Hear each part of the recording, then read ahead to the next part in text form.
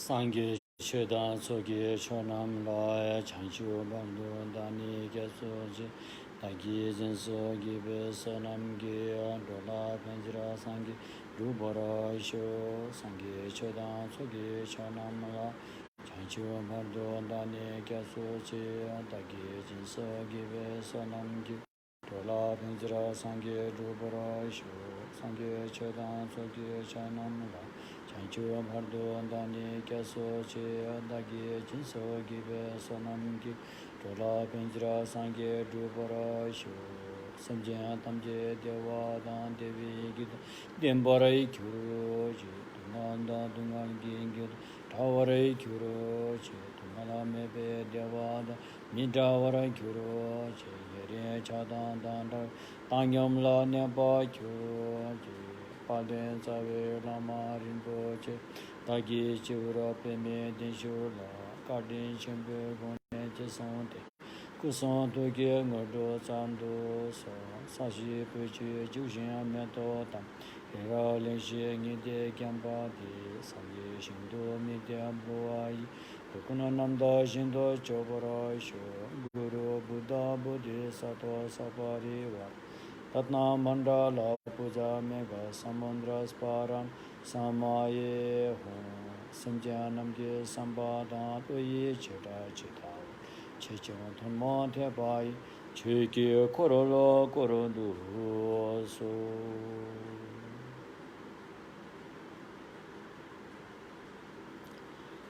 सम्पूर्ण प्राणीहरूको हितार्थ कल्याण था सम्मा सम्बोधिकन प्राप्त गर्ने मनसायको साथमा यस मानव चोलामा भइपरेको विषम परिस्थिति महामारी रोगबाट शीघ्र स्वास्थ्य लाभ भएर अन्ततोगत बोधिज्ञान प्राप्त गर्न सकोस् भन्ने मनसायले सद्धम्म देशना सुनिदिनु हुन विनम्र अनुरोध गर्दछु।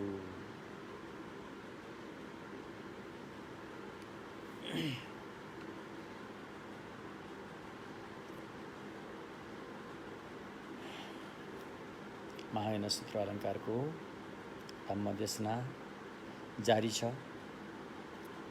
र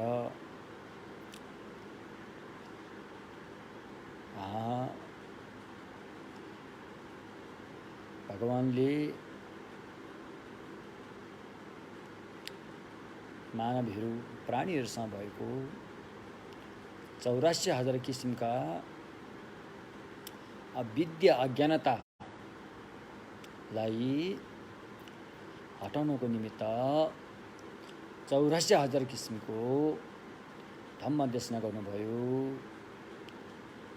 र ती 84,000 किसिमका अविद्या अज्ञानता भनेको राग विष मोहहरू यिनी कुराहरू हुन् जो हामीसँग पहिलेदेखि छन्, अनादिकालदेखि छन्। तिनीहरू अस्थायी हुन् तापनि बलियोसँग पकड गरेर बसेका छन् ती अज्ञानताहरू, किनकि अविद्या तृष्णा जस्ता बन्धनले मतसँग बाँधेर बसेका छन् र ती हरेक अविद्याहरूलाई हटाउनलाई एक-एकवटा धम्म स्कन्द गरेर 84,000 धम्म स्कन्द देशना गर्नुभएको हो भनेर चाहिँ यो अवतंसक नाम गरेको सूत्रमा उल्लेख गरिएको छ।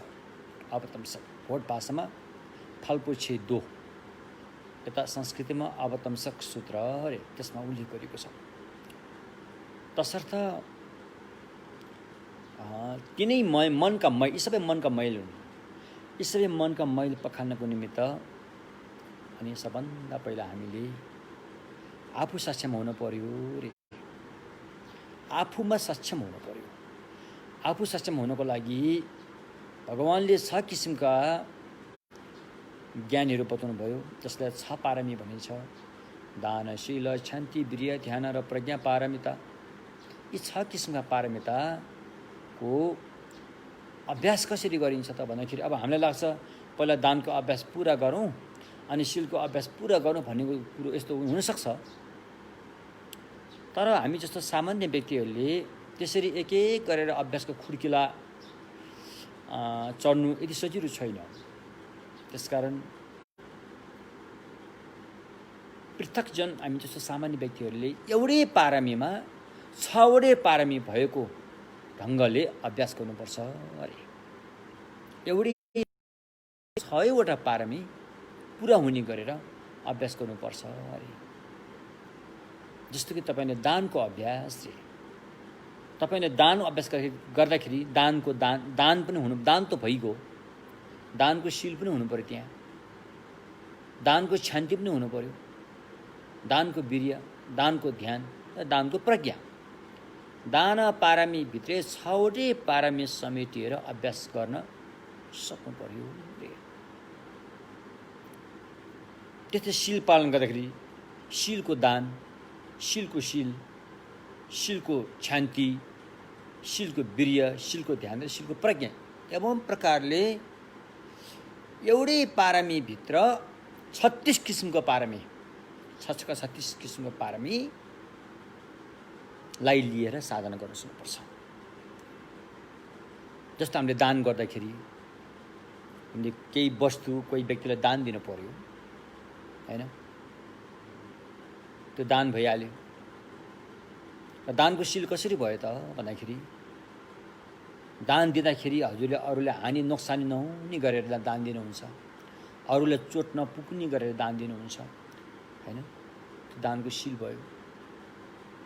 दान दिँदाखेरि कतिले तपाईँको कुरा काट्ला हैन, तपाईँको खिल्ली उडाउला, तपाईँलाई खिसी गर्ला, तपाईँको अपमान गर्ला। स्वयं दान लिने व्यक्तिले पनि तपाईँको अपमान गर्न सक्छ। त यस्तो कुराहरूलाई तपाईँले सहेर दान दिन सक्नु पर्यो। त्यो दानको शान्ति भयो। दान दिनमा तपाईँ तत्परताका साथ लाग्नु भएको छ, न कि करकापले, उत्साहपूर्वक लाग्नु भएको छ, उत्साहित भएर हर्ष उल्लासित भएर लाग्नु भएको छ भने त्यो दानको वीर्य भयो। दान दिँदाखेरि एकचित्त भएर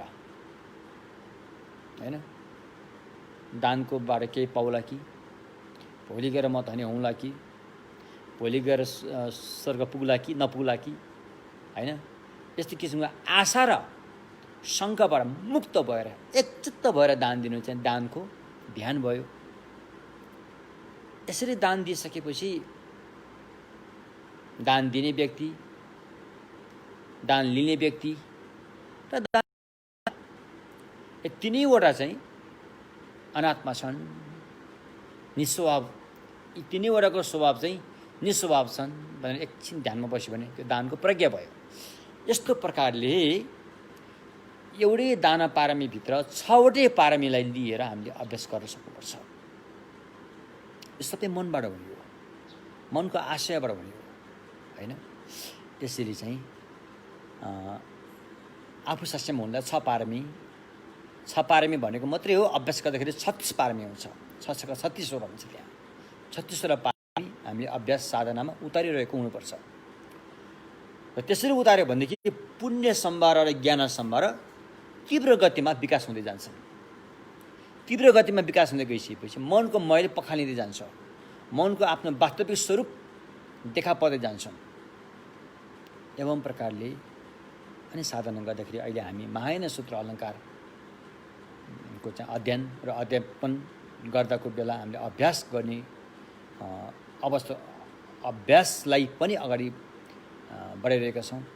त्यसमध्ये हामीले अहिले प्रज्ञा पारमिताको बारेमा हिजोसम्म हामीले प्रज्ञा पारमिता भने के हो, प्रज्ञा पारमिता त्यहाँ कति किसिमका हुन्छन्, प्रज्ञा पारमिताको विरुद्धमा को छ, कसरी हटाउने, प्रज्ञा पारमिताको जुन विरुद्ध छ दुष्प्रज्ञा, त्यसको चाहिँ कारण के हो, त्यसको स्रोत के हो, कहाँबाट आउँदो रहेछ, त्यसलाई कसरी बन्द गर्ने पनि। अनि त्यस्तै गएर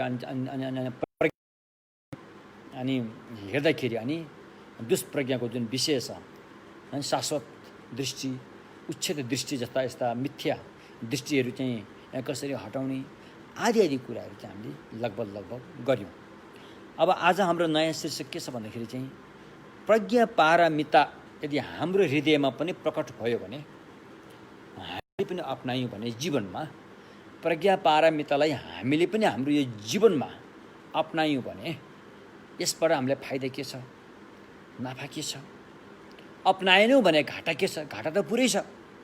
जबसम्म प्रज्ञा भगवान भगवानले बताएको सम्यक प्रज्ञा जुन छ, जबसम्म त्यो खालको प्रज्ञा हाम्रो चित्त सन्तानले हाम्रो मनमा पैदा हुँदैन, तबसम्म यो अविद्या अन्धकारले तपाईँलाई छोड्नेवाला छैन।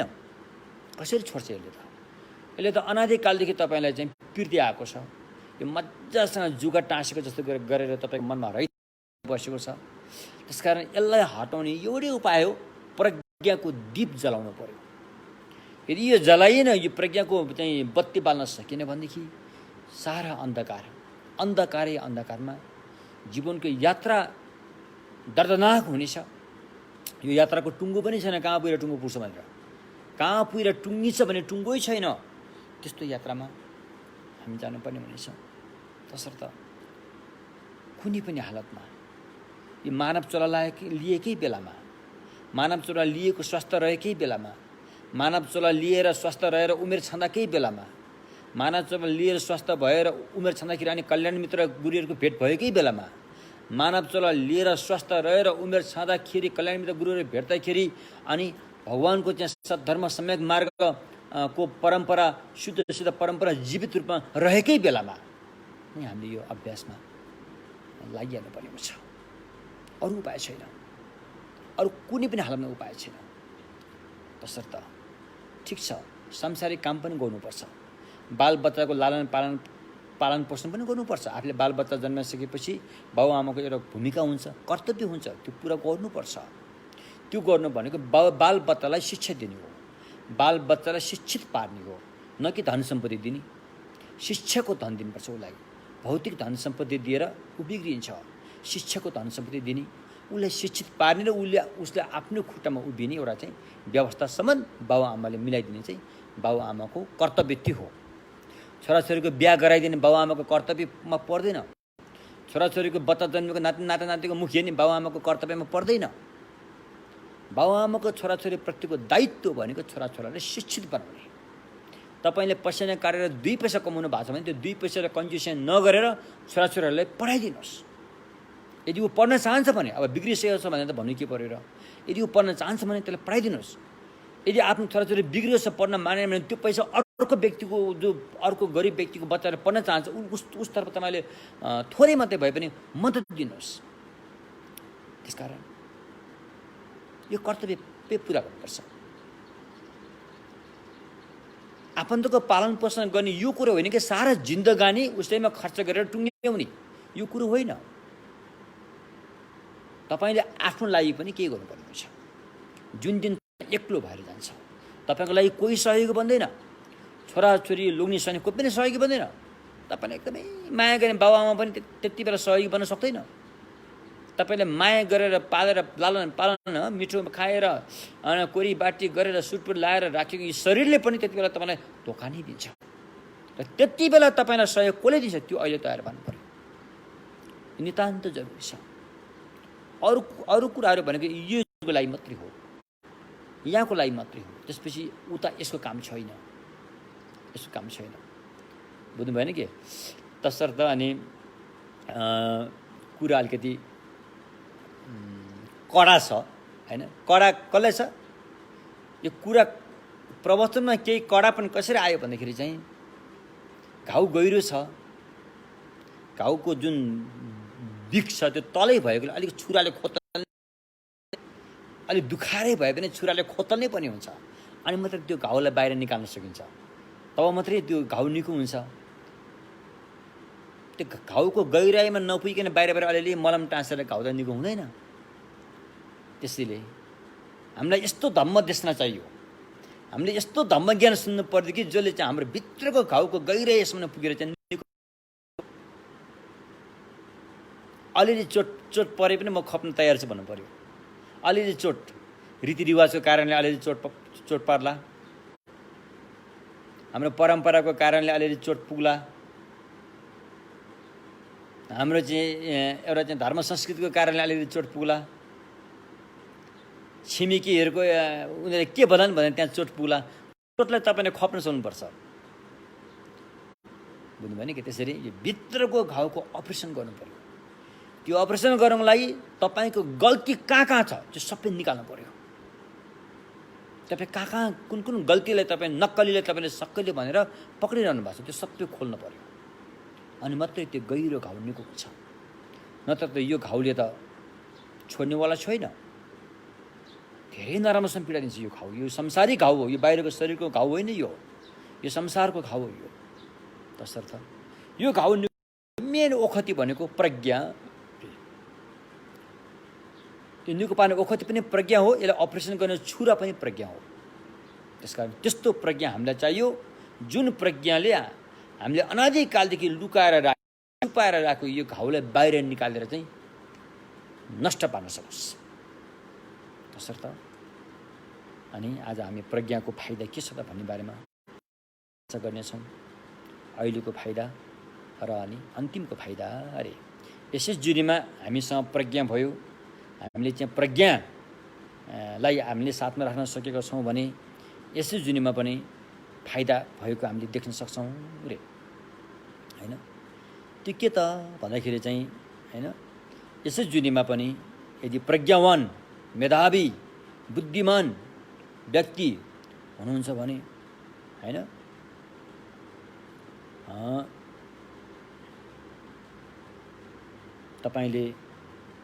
तपाईँको दिमाग तेजिलो हुन्छ।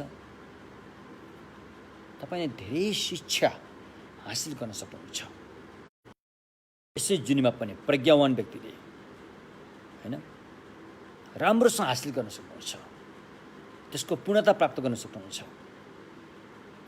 त्यति भएपछि तपाईँ मेधावी बन्नुहुन्छ, होइन? कसैसँग पनि तपाईँ भर पर्नु पर्दैन। हरेक ज्ञान उसमा तपाईँ आफ्नो दक्ष क्षमता प्रदर्शन गर्न सक्नुहुन्छ, होइन? प्रज्ञावान व्यक्तिको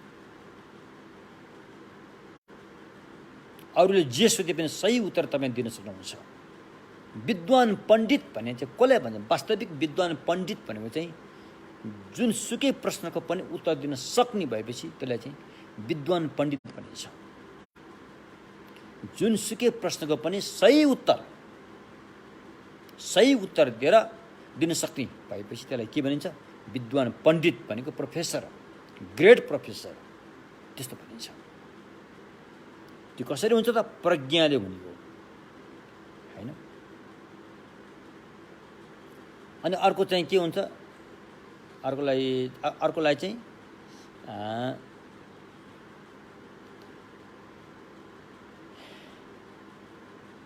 आइपछि म विद्वान हो भनेर बस्ने। जब विद्वत्वको प्रदर्शन गर्ने बेला आउँछ अनि लाचार भएर बस्ने, उत्तर दिनै नसक्ने, त्यो चाहिँ झुट्टो भयो, झुट्टो पण्डित भयो, त्यो ढोङ्गी भयो। त्यसकारण विद्वान पण्डित त्यसलाई भन्छ जसले प्रश्नको सही उत्तर दिन्छ, होइन? भोट देशमा एकजना विद्वान हुनुहुन्थ्यो, उहाँलाई विद्वान भनिन्थ्यो किनकि उहाँले हरेक प्रश्नको उत्तर दिन सक्नु। उहाँ शाक्य पण्डित भन्ने विद्वान हुनुहुन्थ्यो। उहाँलाई विद्वान हुन्थ्यो किनकि उहाँले हरेक प्रश्नको उत्तर दिन सक्नुहुन्थ्यो। कतिपय व्यक्तिले मन विद्वान हो भन्थे तर उनीहरूले हरेक प्रश्नको उत्तर दिन सक्दैन थिए।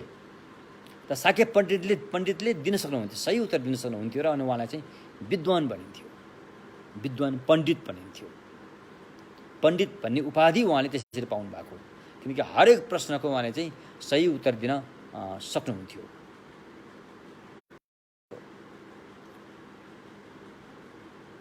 तसर्थ त्यो सबै के कारणले भएको भनेको त्यो सबै प्रज्ञाको पूर्णता प्राप्त भएको कारणले त्यस्तो आफ्नो आत्मविश्वास जाग्छ कि हरेक प्रश्नको उत्तर दिन सक्ने क्षमता आफूमा प्राप्त हुन्छ। यसमा एउटा घटना चाहिँ म भन्छु।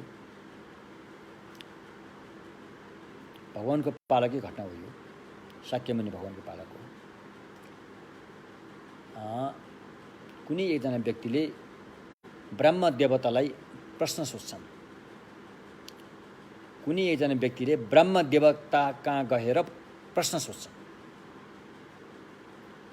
त्यो प्रश्न के थियो भन्दाखेरि चाहिँ जल, अग्नि, वायु, पृथ्वी भनिन्छ नि हामीले। 4 महाभूत, जल भनेको पानी, अग्नि भनेको आगो, वायु भनेको हावा, पृथ्वी भनेको माटो। यो जल, अग्नि, वायु, पृथ्वी कहाँ पुगेपछि टुङ्गिन्छ त? कहाँ पुगेर टुङ्गिन्छ रे? जल, अग्नि, वायु, पृथ्वी कहाँ टुङ्गिन्छ रे? यो प्रश्न राखे कसका? ब्रह्म देवताका। ब्रह्म देवताले के भने? म त ब्रह्म देवता हुँ, म त ब्रह्म देवता हुँ, म त महाब्रह्म हुँ भनेरै बसे। उत्तर त दिएनन्। जब सोध्नेले जुन प्रश्न सोध्यो त्यसको उत्तर त दिनु पर्थ्यो। तर ब्रह्म देवताले उत्तर दिएनन्, किनकि उनी जान्दैन थिए कि यो जल, अग्नि, वायु, पृथ्वी कहाँ पुगेर टुङ्गिन्छ भनेर। अनि पछि गएर यो उत्तर भगवानले दिनुहुन्छ। जल, अग्नि, वायु, पृथ्वी टुङ्गिने 2 किसिमका छन्। एउटा अस्थायी रूपमा टुङ्गिने, एउटा स्थायी रूपमा टुङ्गिने। अस्थायी रूपमा टुङ्गिन्छ जब व्यक्ति ध्यान गरेर अरूप धातुमा पुग्छ। ध्यान गरेर अरूप धातुमा पुग्यो, अरूप धातु लोकमा पुग्यो भनेदेखि त्यहाँ जल, अग्नि, वायु, पृथ्वी हुँदैन रे। त्यहाँ अस्थायी रूपमा टुङ्ग्यो रे।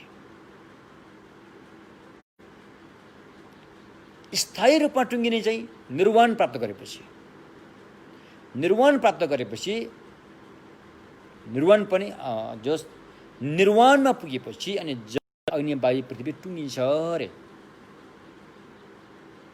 यदि विद्वान हो, पण्डित हो भने हरेक प्रश्नको उत्तर दिने दक्ष क्षमता राख्न सक्नुपर्छ।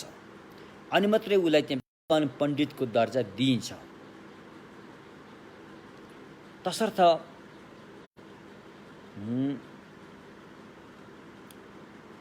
विद्वान व्यक्ति जसले पनि उसलाई साक्षी राख्छ, उसको भरोसा लिन्छ, किनकि ऊ विद्वान हो, किनकि ऊ जान्दछ हैन। आदि त्यति मात्रै होइन, बुद्ध र बोधिसत्वहरूसँग पनि उसले चाहिँ संवाद गर्न सक्छ। बुद्ध बोधिसत्वहरूसँग संवाद गर्ने भन्दा लडतरे व्यक्तिले त सक्दैन। विद्वान जो छ उसले मात्रै सक्छ। मूर्खहरूले बुद्धहरूसँग संवाद गर्न सक्दैन। विद्वानले नै संवाद गर्न सक्छ। त्यसकारण कतिपय मेरा मित्रहरूले भन्नुहुन्छ, होइन यो भगवान बुद्धको धर्ममा चाहिँ हाम्रो हिन्दू धर्मलाई मात्रै खैरो खान्छ नि, किन हो? हिन्दू धर्मलाई मात्रै पूर्व पक्ष राखेर होइन शास्त्रार्थ गर्छ नि, किन हो भनेर भन्नुहुन्छ। मसँग पनि यो कुरा गर्नुभएको छ। कुरो के भनेदेखि बुद्ध धर्म नै शास्त्रार्थ खण्डन मनन गर्ने नै हिन्दू धर्म र जैन धर्मसँग हो, अनि अर्को चारवाकसँग हो। यी 3टासँग हो।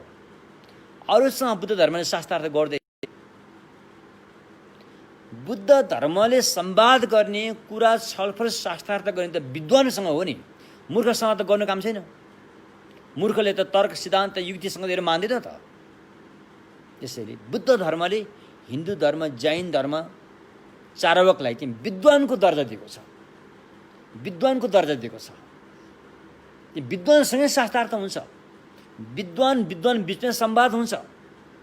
त्यसकारण हिन्दू धर्म, जैन धर्म, चारवाकले बुद्धले खण्डन गर्यो भनेर उहाँले खुसी हुनुपर्छ।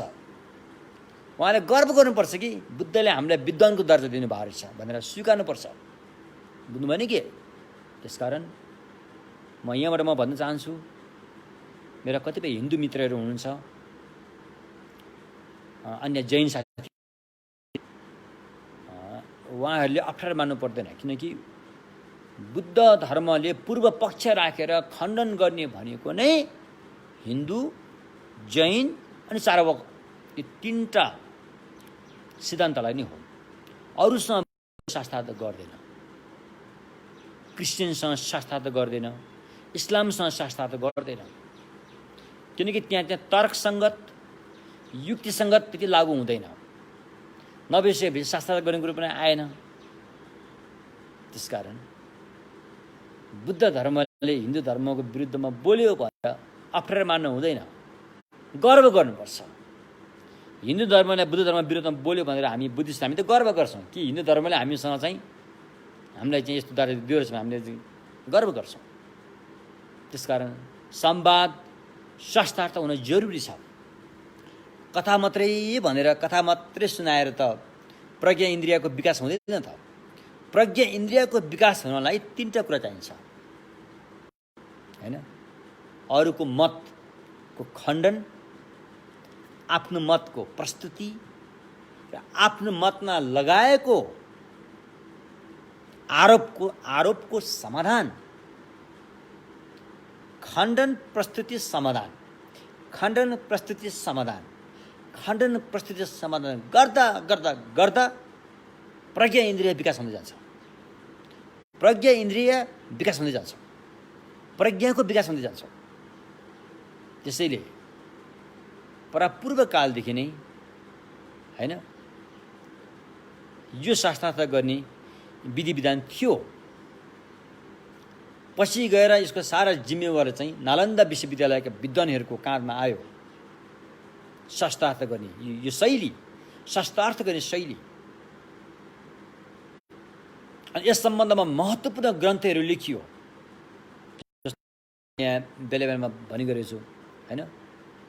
प्रमाण समुच्चय, प्रमाण भारतिका, प्रमाण युक्त निधि, यी सारा ग्रन्थहरू चाहिँ त्यस्ता विद्वत वर्गहरूले शास्त्रार्थ संवाद सहित लेखिएको, खण्डन प्रस्तुति र समाधान सहित लाई लिएर लेखिएको महत्त्वपूर्ण ग्रन्थहरू हुन्। यस्ता ग्रन्थको चाहिँ हामीले अध्ययन गऱ्यौँ, अध्यापन भयो भनेदेखि प्रज्ञा इन्द्रिय बढ्छ। किनकि यसले चाहिँ अपरेसन गर्छ अरेको भरमा। यो त हाम्रो धर्मग्रन्थले भनेको यही ठिक छ भनेको भरमा, यो त हाम्रो गुरुले भनेको यही ठिक छ भनेको भरमा, यो त हाम्रो रीतिरिवाजमा चलेर आएको भनेको भरमा, यो त हाम्रो परम्परादेखि चलेर आएको भनेको भरमा, यो त हाम्रो गुरुले भनेका छन् भनेको भरमा, यो त हाम्रो भगवानले भनेको भरमा मात्रै स्वीकारिँदैन। यसमा छलफल हुन जरुरी छ, संवाद हुन जरुरी छ, शास्त्रार्थ हुन जरुरी छ। तब मात्रै प्रज्ञा इन्द्रियको विकास हुन्छ, हैन? त्यसकारण सञ्चय गाथा भनेको एउटा प्रज्ञा पारमिताको ग्रन्थ हो। यो अहिले दोमङभित्र पनि समावेश छ। सञ्चय गाथामा के बताएको छ भन्दाखेरि, हैन, जसले प्रज्ञाद्वारा धर्मको वास्तविकतालाई बुझ्दछ त्यो व्यक्ति नै कामधातु, रूपधातु, अरूप धातु भव संसारबाट पूर्ण रूपमा पार भएर जान्छ अरे। जसले प्रज्ञाद्वारा सच्चाइलाई जान्दछ त्यो व्यक्ति नै भव संसारबाट तर्ने हो। अरू तर्न सक्दैन, अरूलाई यो अवस्था छैन। जसले प्रज्ञाको विकास गरेर, हैन, सच्चाइको दर्शन पाउँछ, सच्चाइलाई जान्दछ, सच्चाइलाई सही ढङ्गसँग बुझ्दछ, त्यो व्यक्ति नै तर्ने हो। कहाँबाट? भव संसारबाट। भव संसार भने के हो? आँसुको धारा बगाउने ठाउँ, रगतको खोला बगाउने ठाउँ, राम्रा राम्रा घर बनाए त्यहाँबाट मुर्दा निकाल्नु पर्ने ठाउँ अझै हो भने है। यस्तो भव संसारबाट चाहिँ तर्छ। जसले प्रज्ञाको विकास गर्यो त्यो तर्ने हो, अरू तर्न सक्दैन।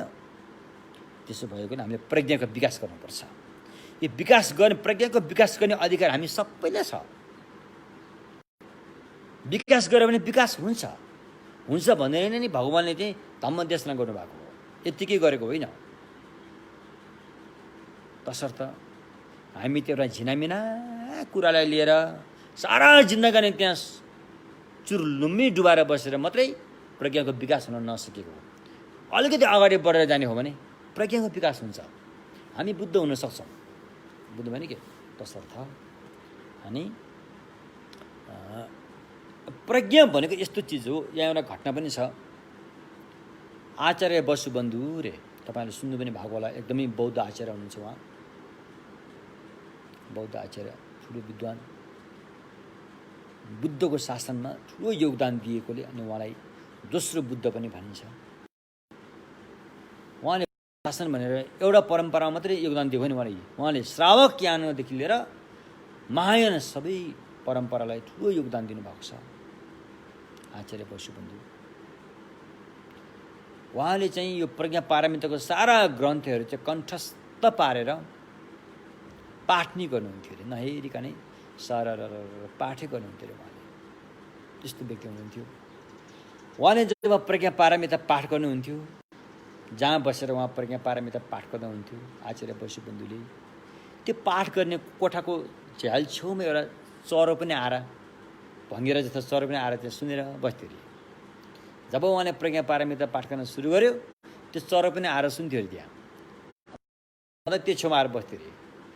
हुँदा हुँदा हुँदा हुँदा धेरैपल्ट त्यो चरोले सुनिसकेपछि पछि के भएछ, त्यो चरो मरेर मान्छेको चोलामा आएछ। मान्छेको चोलामा आएपछि आचार्य वसुबन्धुकै चेला भएर आयो। आचार्य वसुबन्धुकै चेला भएर आयो। उहाँको नाम स्थिरमती भयो। प्रज्ञामा उहाँले चाहिँ धेरै विकास गर्नुभयो। त्यस कारण प्रज्ञाको शब्द मात्रै सुन्यो भने पनि, अर्थ नबुझेर शब्द मात्रै सुन्यो भने पनि कस्तो हुँदो रहेछ भन्ने कुरा यो घटनाले बताउँछ, होइन? अब हामी तिनी चराको जुनीबाट मान्छेको जुनीमा आएर विद्वान भएर अनि उहाँले यो महायान सूत्र अलङ्कारको बृहत ग्रन्थ टीका लेख्नु भएको छ। त्यो टीका चाहिँ अब हामीले नेपाली भाषामा अनुवाद गर्ने हाम्रो जमर्को छ। त्यो तेन्गिरुभित्रको एक भोलम, एक ठेली नै छ त्यो चाहिँ नेपाली भाषामा हामीले निकाल्ने हाम्रो चाहिँ त्यो जमर्को गरिरहेका छौँ। तसर्थ प्रज्ञा भन्ने चिज चाहिँ त्यस्तो रहेछ अरे भनेर बुझ्नु होला, होइन? अन्तिमको फाइदा के त अरे? अन्तिमको फाइदा चाहिँ सम्मा सम्भवन बुद्ध भएपछि, बुद्धत्व प्राप्ति गरिसकेपछि दुई किसिमका ज्ञान प्राप्त हुन्छ अरे। भोट भाषामा झितावा खेम्पा, झितावा त झिङ्गेपा खेम्पा अरे। यावत ज्ञान यथावत ज्ञान, झितावा यावत यथावत ज्ञान। यावत भनेको सबै, यथावत भनेको जस्ताको तस्तै, सबै जस्ताको तस्तै जान्ने ज्ञान चाहिँ प्राप्त हुन्छ। यो प्रज्ञाको साधना गर्दै गएपछि आफ्नो दिमाग चाहिँ तीक्ष्ण तीक्ष्ण तीक्ष्ण हुँदै गएपछि अनि यथावत ज्ञान भनेको चार आर्य सत्य लगायत यथावत ज्ञानको वास्तविक बोध हुन्छ। प्रज्ञाको विकास गर्दै गर्दै लगेपछि यावत ज्ञान सम्पूर्ण जति पनि सिक्नुपर्ने छ त्यो सबैको ज्ञान हुन्छ। त्यसकारण यो सबै प्रज्ञाले प्राप्त गर्ने अन्तिम फल चाहिँ सम्मा सम्भवन बुद्धको पदमा पुगिसकेपछि यथावत र यावत ज्ञान चाहिँ हामीले प्राप्त गर्न सक्छौँ रे। अन्तिमको फाइदा त्यो छ। विशेष गरेर पञ्च ज्ञान रे, 5 मेजर साइन्स, पञ्च ज्ञानमा निपुणता प्राप्त हुन्छ। पञ्च ज्ञान भनेको के हो त?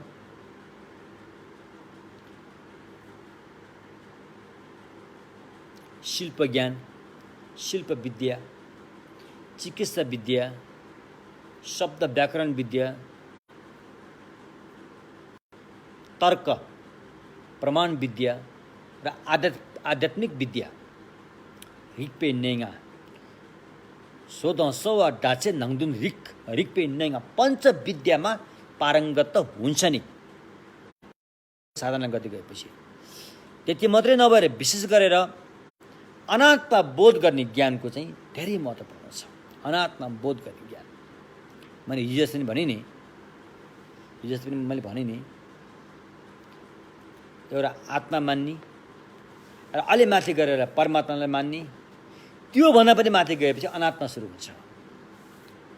आत्मा र परमात्माको सिद्धान्तलाई पार गरेपछि अनि अनात्माको सुरु हुन्छ, अनात्माको ज्ञानको सुरु हुन्छ अरे। जुन भगवानले मात्रै यसको धम्मदेशना गर्नुहुन्छ, अरूले गर्न सक्दैन। फेरि अरू आत्मावादी परमात्मावादीहरूले यस बारेमा बुझाउन पनि सक्दैन। उहाँले यस बारेमा सिकेका पनि हुँदैनन्, सिक्न पनि चाहँदैनन्, किनकि त्यो आफ्नो सिद्धान्तसँग विरुद्ध हुने भएकोले उहाँहरूले यसलाई त्यति चासो दिँदैन।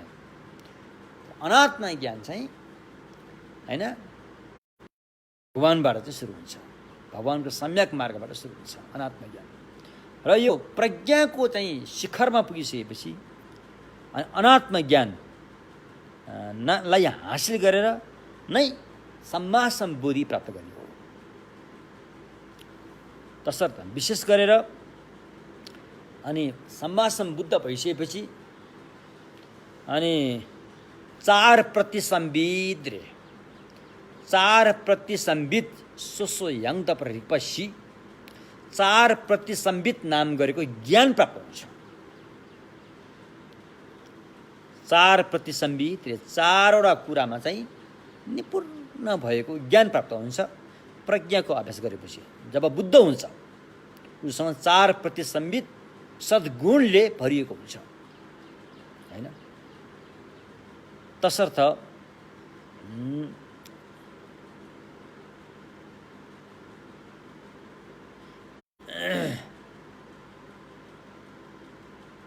यो तल आउँछ अहिले बिस्तारै।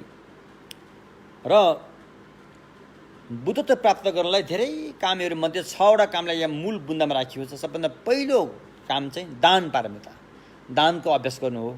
र अन्तिम काम चाहिँ प्रज्ञाको साधना गर्नु हो। पहिलो काम दानको साधना गर्नु र त्यसपछि अन्तिम काम चाहिँ प्रज्ञाको साधना गरिन्छ। त्यसमा 6 वटा छन् त्यहाँ, दान, शील, शान्ति, वीर्य, ध्यान, प्रज्ञा। यो 6 वटाबाट नै 6 वटाको साधना गरेबाट नै सम्मासम भगवान प्राप्त गर्ने हो। तसर्थ यावत ज्ञान भनेको व्यावहारिक सत्यलाई सबै बुझ्न सकिन्छ प्रज्ञाबाट, यथावत ज्ञान पारमार्थिक सत्यलाई जस्तोको तस्तै बुझ्न सकिन्छ प्रज्ञाबाट। त्यसैले चाहिँ यो सबै प्रज्ञाको फल हो।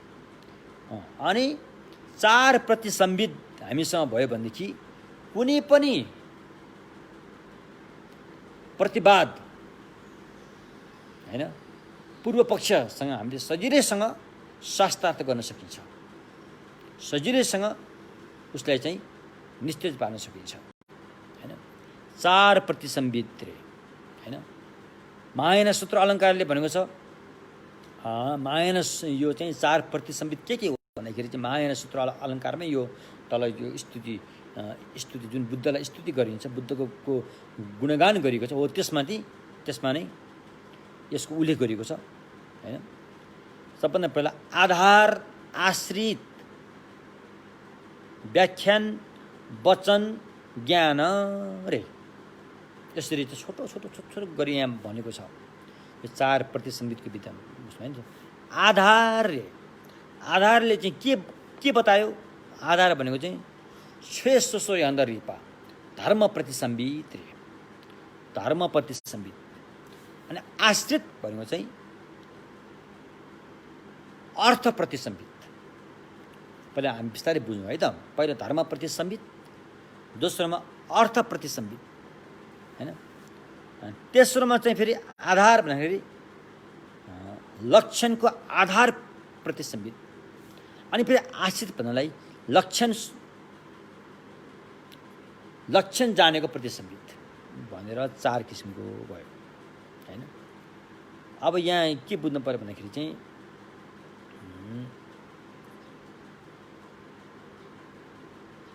यो 4 वटा प्रतिसंबितमा बुद्धको चाहिँ प्रज्ञा निरन्तर सदा सर्वदा नै तम तयारका साथ काम गरिरहेको हुन्छ, त्यो भइरहेको हुन्छ उहाँमा हैन।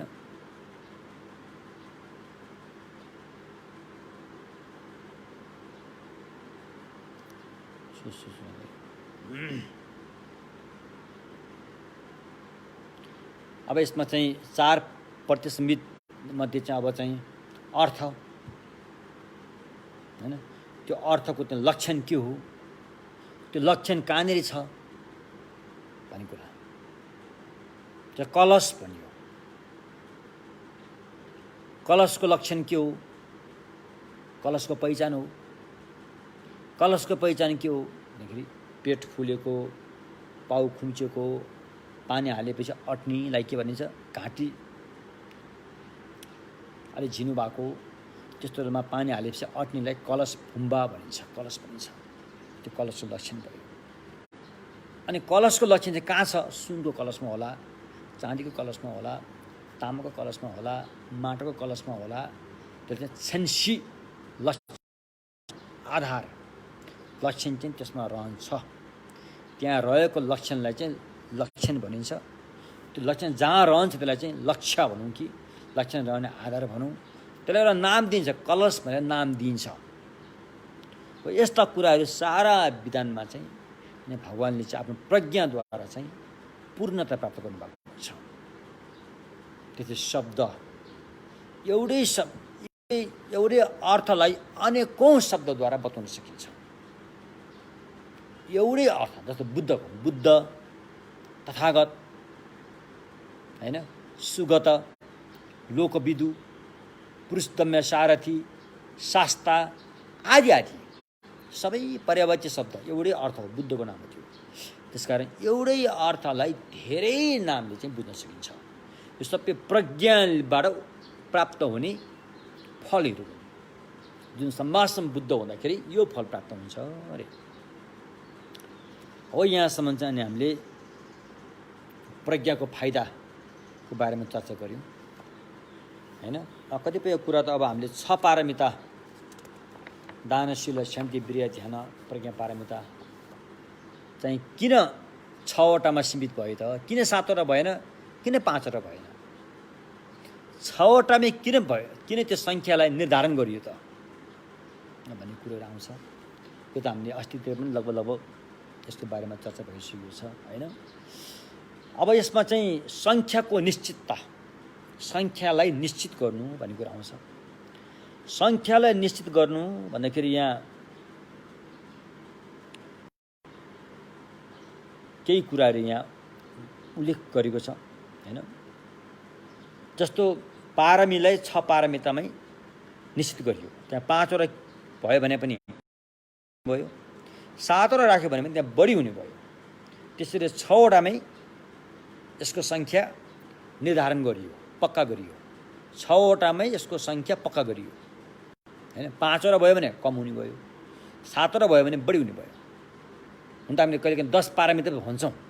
10 पारमिता भनेर पनि प्रज्ञा पारमितालाई फेरि 4 भाग लाएरै त्यहाँ 10 बनाएको, वास्तवमा 6वटै हो, 6 पारमिता नै हो हुन्छ हैन। त्यो हो। अब अनि यो सङ्ख्याको निर्धारण कसरी गरिन्छ त? सङ्ख्याको निर्धारण पक्का कसरी गरिन्छ भन्दाखेरि यसमा एउटा चाहिँ यहाँ एउटा भाषा प्रयोग भएको छ। मुएगल कि थान्नाम्प्रा चोपे ढङ्गे पनि एउटा, लोकतोकला चोपे ढङ्गे पनि दोस्रो, गोपाला चोपे ढङ्गे तेस्रो आदि। यस्तो थुप्रै किसिमको छ। यो सङ्ख्यालाई निर्धारण कसरी गरिन्छ त भन्दाखेरि अहिले जुन यो प्रज्ञा पारमितालाई 6 भागमा 6वटा अनि अहिले हामीले जुन सिक्दै गएको पारमितालाई दानशील शान्ति वीर्य ध्यान प्रज्ञा गरेर 6वटामा सङ्ख्या निर्धारण कसरी भन्दाखेरि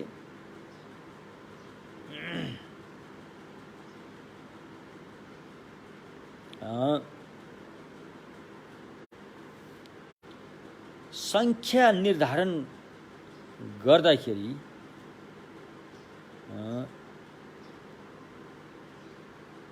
एउटा निर्धारण चाहिँ आवश्यक अनुसार सङ्ख्याको निर्धारण गरिन्छ। वास्तवमा त्यो गर्नु त पर्ने थिएन, त्यो गर्नुपर्ने त थिएन, तर आवश्यकतालाई हेरेर त्यो सङ्ख्यामा निर्धारण गरिन्छ पनि एउटा भयो हैन। अनि अर्को चाहिँ एक आपसमा विरुद्ध भएको छ भने त्यो दुईटै हुनुपर्छ, त्यो बिचमा अरू आउन पाउँदैन हैन। एक आपसमा नमिल्दो छ भने त्यसो दायाँ बायाँ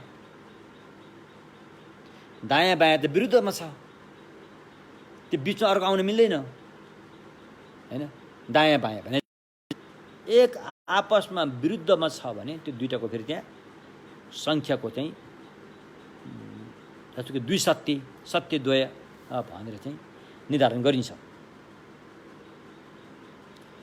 अनि आवश्यक पर्दाखेरिको सङ्ख्याको निर्धारण कसरी हुन्छ त भन्दाखेरि त्यो 4 आर्य सत्य, 4 आर्य सत्य, भगवानले देशना गर्नुभएको 4 आर्य सत्य, दुःख, समुदय, निरोध, मार्ग, सत्य रे। 4 आर्य सत्य वास्तवमा सारा वस्तुलाई 4 आर्य सत्य भित्र समेटिन्छन् त? समेटिँदैन, समेट्न सकिँदैन। तर पनि व्यक्तिले अभ्यास गरेर लाँदाखेरि चाहिँ 4 आर्य सत्य भयो। त्यहाँ कसरी भयो भन्दाखेरि एउटा समस्या, एउटा समाधान। समस्याको हिसाबले दुःख सत्य, दुःख आउने कारण सत्य, जसलाई भगवानको भाषामा समुदाय सत्य भनिन्छ। अर्को समाधानमा चाहिँ निरोध सत्य, दुःखबाट मुक्त हुने, र मार्ग सत्य, मुक्त गराउने बाटो। त्यो आवश्यक अनुसार चाहिँ 4 आर्य सत्य भनेर पनि सङ्ख्यालाई निर्धारण गरियो।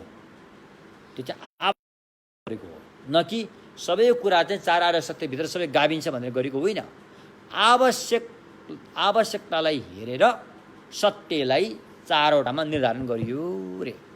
दुःख सत्य, समुदाय सत्य, निरोध सत्य र मार्ग सत्य रे। हो त्यो भयो। अनि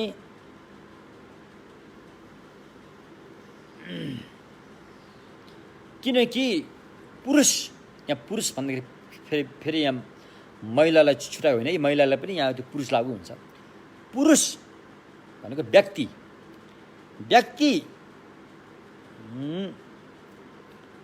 जो व्यक्ति छ त्यो व्यक्तिले अपनाउनु पर्ने र फ्याँक्नु पर्ने दुईटा कुरा भएकोले पनि यसलाई 4 आर्य सत्य भयो। लिनुपर्ने अनि छोड्नुपर्ने। छोड्नुपर्ने के हो? दुःख सत्य र दुःख आउने स्रोत, दुःखको कारण, त्यो छोड्नु पर्यो। लिनुपर्ने दुःखबाट मुक्त भएको अवस्था, निरोध सत्य र त्यहाँ पुर्याउने मार्ग सत्य लिनु पर्यो। त यो हिसाबले चाहिँ आवश्यकताको माग अनुरूप सत्यलाई 4 वटा सङ्ख्यामा निर्धारण गरियो रे। एउटा चाहिँ त्यो भयो हैन।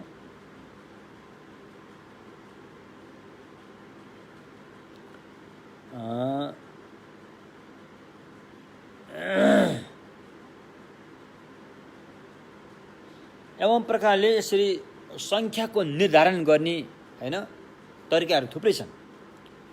त्यसमध्ये अब अहिले जुन 6 पारमितामा पारमीलाई 6वटै पारमी हुनुपर्छ भनेर यो 6 सङ्ख्यामा निर्धारण कुन आधारमा गरियो रे भन्दाखेरि यसमा महायान सूत्र अलङ्कारले नै यहाँ भनेको छ। यसमा चाहिँ आवश्यकताको हिसाबले एउटा र व्यक्तिको हिसाबले एउटा गरेर दुईटाको आधारबाट चाहिँ 6 वटामा यसको सङ्ख्या निर्धारण गरियो हैन। त्यसमध्ये आवश्यकताको हिसाबले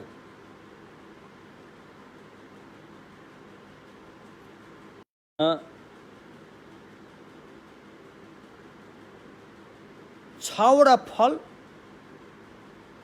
र 6वटा विषय को सिद्ध गर्नको लागि 6 पारमिता भनेर चाहिँ निर्धारण गरियो रे। 6वटा फल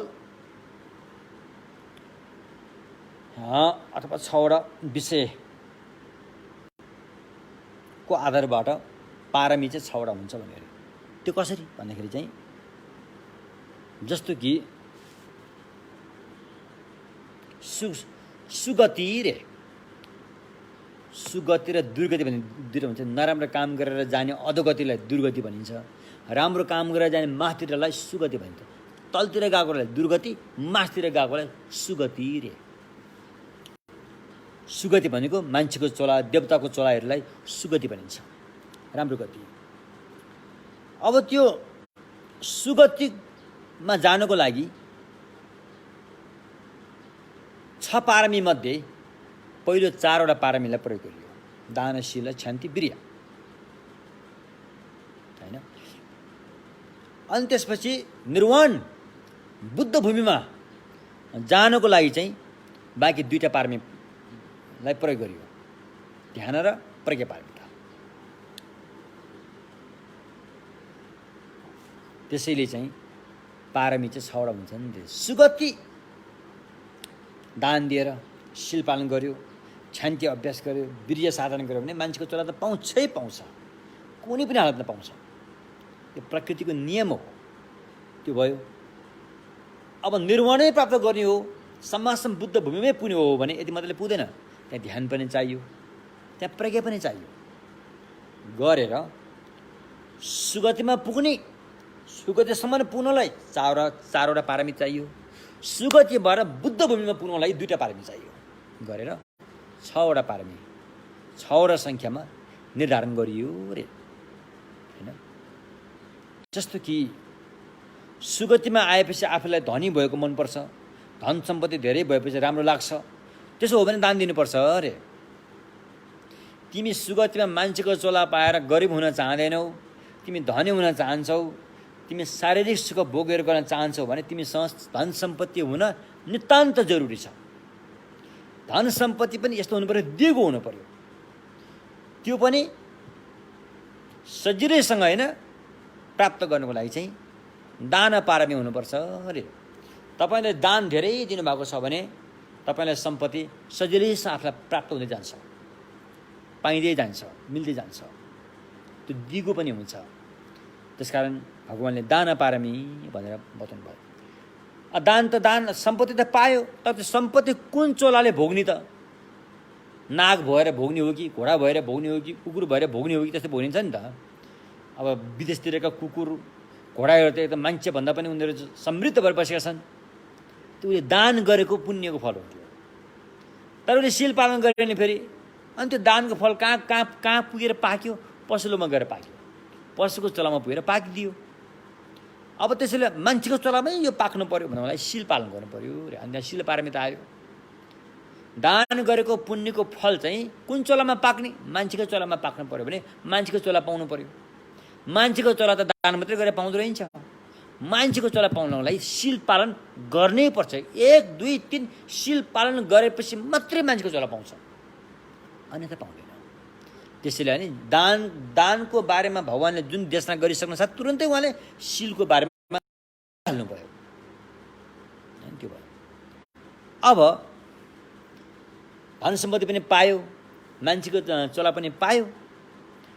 अब तपाईको परिवार राम्रो हुनु पर्यो नि, फेरि परिवार समृद्ध हुनु पर्यो नि। फेरि परिवार बिग्रियो भनेदेखि, घराइसे जै जगरा लफडा भयो भनेदेखि अनि धन सम्पत्ति पाएर पनि के, मान्छेको चोला पाएर पनि के, फेरि त नर्कै जस्तो भयो नि त।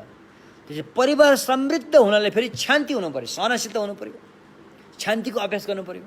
शान्तिको अभ्यासबाट मात्रै परिवारको माहौल राम्रो हुन्छ, रूप पनि राम्रो हुन्छ सबैको। त्यसो भएपछि शान्ति भयो, परिवार राम्रो भयो। त्यसलाई शान्ति पारमिता, दान पारमिता, शील पारमिता, शान्ति पारमिता। अब परिवारको माहौल पनि राम्रै छ, समृद्ध पनि छ, मान्छेको चोला पनि पायो, तर त्यहाँ 8को काम पुरा भएन भने फेरि समस्या हुन्छ। त्यहाँ फेरि तपाईले 8को काम त पुरा हुनु पर्यो नि। त्यहाँ त 8को काम पुरा हुनलाई वीर्य पारमिता, अनि वीर्य पारमिता हुनु पर्यो। वीर्य पारमिताले नै तपाईले 8को काम फत्तै गर्छ, सफल पारिदिन्छ। हो, यो 4वटा पारमिता चाहिँ सुगतिको लागि हैन नभई नहुने कुरो भएकोले अनि यो 6 पारमिता मध्ये पहिलो 4 पारमिताले चाहिँ सुगतिको समृद्ध हुने काम गर्छ। त्यो भयो। त्यसपछि गएर अनि ध्यान पारमिता आयो, अनि प्रज्ञा पारमिता आयो। ध्यान पारमिता र प्रज्ञा पारमिताले चाहिँ के गर्छ भन्दाखेरि अयोनिसो मनसिकार छिन्चिलोको लो, उल्टो हेराइलाई यसले निस्तेज पार्छ। गलत हेराइ, मिथ्या दृष्टिलाई यसले निस्तेज पारेर सच्चाइको दर्शन गर्छ, सच्चाइलाई जान्दछ। त्यहाँबाट बुद्ध हुन्छ। झुठोलाई जानेर बुद्ध त हुँदैन। सम्मासम बुद्ध भन्नलाई सच्चाइको दर्शन गर्नुपर्छ। त्यसरी यो 6 पारमिताको निर्धारण गरेको चाहिँ अनि आफू पुग्ने ठाउँ र आफूले प्राप्त गर्नुपर्ने दुईटा कारणले गरेर पुग्ने ठाउँ सुगति, प्राप्त गर्नुपर्ने बुद्ध भूमि। सुगतिमा मान्छेको चोरा लिएर अनि धम्म साधना गरेर अनि बुद्धता प्राप्त गर्नु पर्यो। यस्तो किसिमले भगवान्ले पारमी चाहिँ 6वटा हुन्छ है भनेर दान, शील, शान्ति, वीर्य, ध्यान, प्रज्ञा, पारमिता भनेर आज्ञा भयो। फर्छिन ठुक 6 पारमिता। एवं प्रकारले दान पारमीले धन सम्पत्तिले समृद्ध हुन्छ। शील पारमिताले मान्छेको चोला पाउँछ। शान्ति पारमिताले आफ्नो परिवारको चाहिँ मेलमिलाप सबै राम्रो हुन्छ हैन। एक किसिमले फेरि शान्ति पारमिताले शारीरिक बनावट पनि राम्रो हुन्छ, सुन्दर हुन्छ। हामी सुन्दर, तपाईँ राम्रा हुनुहुन्छ भने अहिलेको राम्रा भएको होइन। तपाईँले सहनशीलता कुनै बेला अभ्यास गर्नुभएको थियो। तपाईँले कुनै बेला शान्ति सहनशीलताको अभ्यास गरेकोले अहिले तपाईँको शरीर चाहिँ राम्रो देखिएको, रूप राम्रो देखिएको। त्यो सहनशीलताको फल हो।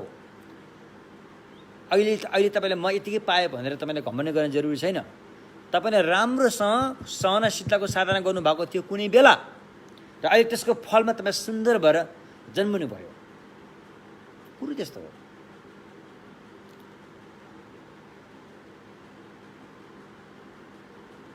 तसर्थ अब यो कुरामा चाहिँ 6 पारमिताभन्दा कम भयो भने पनि अपुरी हुन्छ।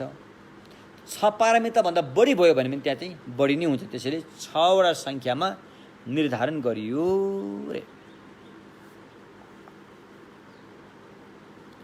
त्यस्तै गरेर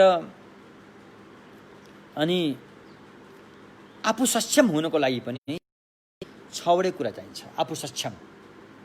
आफू सक्षम हुनको लागि 6 पारमिता नभई हुँदैन। यही अभ्यासबारे आफू सक्षम हुन्छ अरे।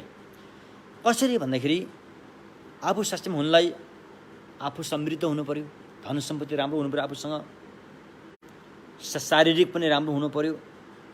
देखि लिएर यो 6वटा कुरा पुरा हुनु पर्यो रे। जस्तो अब हामीले दान पुण्य राम्रो गर्यो भनेदेखि पछिसम्म पनि हामीसँग धन सम्पत्तिको चाहिँ समृद्ध राम्रो भएर जान्छ। शील राम्रोसँग पालन गर्यो भनेदेखि अनि हामीले अपराध त गर्दै गर्दैनौँ। शील पालन गर्ने व्यक्तिले अपराध त गर्दै गर्दैनन् हैन, हो त्यो भएर जान्छ। अनि सहनशीलताको अभ्यास गर्ने व्यक्तिहरूलाई सबैले मन पराइहाल्छन्, किनकि ऊ कसैको पनि विरुद्धमा खडा हुँदैन। शत्रु आए तापनि, उसको जानलेवा शत्रु आएर जाइ लागे तापनि त्यसको विरुद्धमा ऊ खडा हुँदैन। अनि सबैले उसले माया गर्ने भइहाल्यो त्यहाँबाट हैन। त्यस्तो सबैले माया गर्ने भएपछि परिवार सबै माहौल राम्रो भयो, त्यहाँ त भइहाल्यो। त्यहाँ लफडा भएन नि त परिवारमा, त्यस्तो हुन्छ आदि। त्यसकारण एवं प्रकारले आफू सक्षम हुनलाई 6 पारमिताको गन्ती सङ्ख्या चाहिँ 6वटामा निर्धारण भएको चाहिँ यस्तो कारणले हो रे हैन। अब फेरि व्यक्तिलाई हेरेर पनि पारमिता 6वटै हुनुपर्छ रे। व्यक्तिलाई हेरेर, व्यक्तिको अवस्थालाई हेरेर पनि पारमिता 6वटै हुनुपर्छ रे। कसरी भन्दाखेरि भगवानका शिष्य 2 किसिमका छन्। एउटा गृहस्थी, एउटा सन्यास लिएका भिक्षुनी भएका, उनीहरूले सन्यास लिएका भनौँ न एउटा बुझ्ने भाषामा। अर्को चाहिँ गृहस्थीहरू हुन्छन्। भगवानका 2 किसिमका शिष्यहरू, विद्यार्थीहरू थिए। अनि भगवानले गृहस्थीहरूको लागि र भिक्षुहरूको लागि 2 किसिमको साधना बताउनु भयो रे हैन। गृहस्थीहरूको लागि चाहिँ दान पारमिता र शान्ति पारमितालाई बढी जोड दिएर सिकाउनु भयो। भिक्षु भएर जानेहरूको लागि चाहिँ शील पारमिता र ध्यान पारमितालाई बढी जोड दिएर सिकाउनु भयो। दुवैको लागि 99 चाहिँ वीर्य पारमिता र प्रज्ञा पारमिता हो। यस्तो व्यक्ति अयुगभन्दा अलिक फरक आएन। यहाँ व्यक्तिको अवस्थालाई हेरेर भगवानले 6 पारमीको धम्मदेशना गर्नुभयो।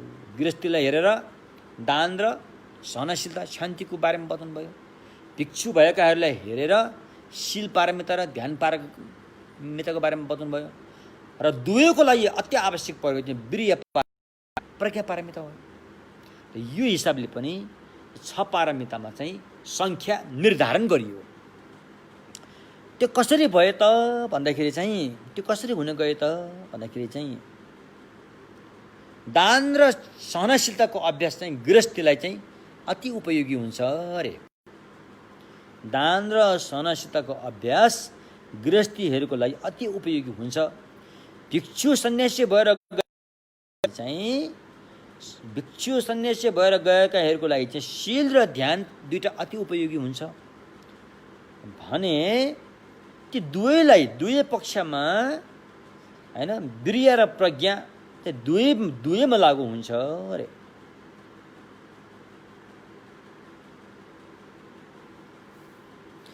किन भन्दाखेरि गृहस्थीहरूसँग अलिकति धन सम्पत्ति हुन्छ नि त। गृहस्थीहरूसँग अलिकति धन सम्पत्तिहरू हुन्छन् अनि उसले दान पुण्य गर्न सक्छ अरे। उसले गर्न सक्ने काम हो नि त्यो त। गृहस्थीले त दान गर्न सक्छ, उसले त्यो धन सम्पत्ति कमाउँछ।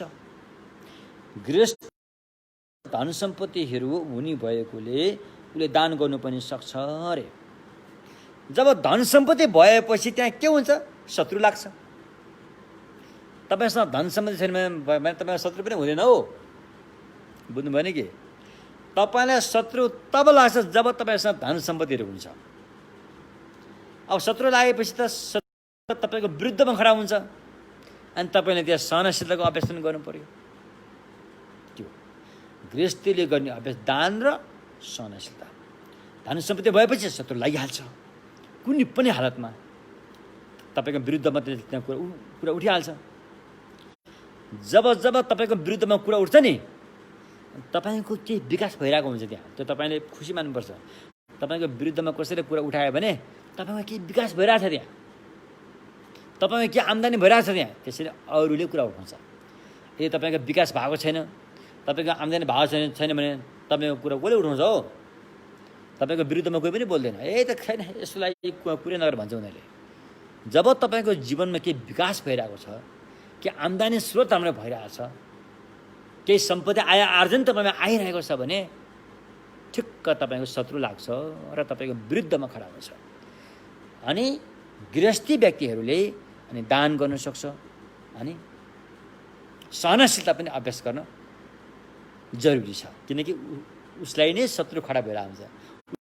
मैले भने नि सम्पत्ति हुने मान्छे मुसा जस्तो हो भने, सम्पत्ति हुने मान्छे ढाडे बिरालोले घेरेर बसेको मुसा जस्तो हो अरे क्या।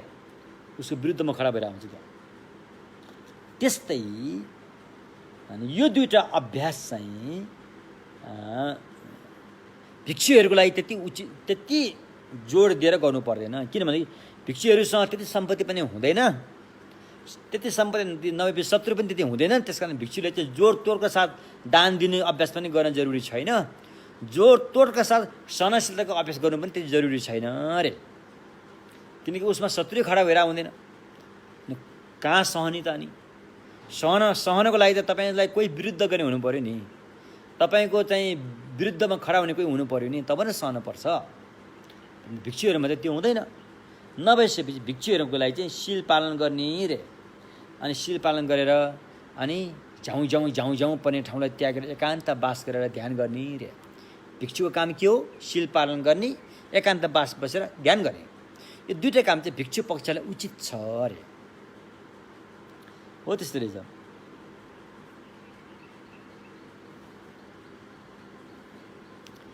अनि के त गृहस्थीहरूले शील पालन गर्न सक्दैन भने गृहस्थीहरूले पनि पालन गर्नुपर्छ। त गृहस्थीहरूले पालन गर्ने भनेको अब थोरै शील होइन। अहोरात्रको न्यान्ने भन्छ। न्यान्ने भने के भने उपवास व्रत भयो, एक रात एक दिनको व्रतहरू भयो, पञ्चशील भयो, यस्ता पनि पालन गर्नुपर्छ। त्यो पनि धेरै गाह्रोसँग पालन हुन्छ। त्यो पनि कतिपय बेलामा त्यो शील भाँचिन सक्छ। किनभने उनीहरू धेरै ठाउँमा हात हाल्नुपर्ने भएकोले गृहस्थीको लागि चाहिँ शील पालन गर्ने भनेको अलिक कठिन कामै हो। कठिन काम हो। व्यापारी भएपछि ढाँट्नु परेको होइन। व्यापारी भएपछि ढाँट्नु पर्यो आदि कुराहरू।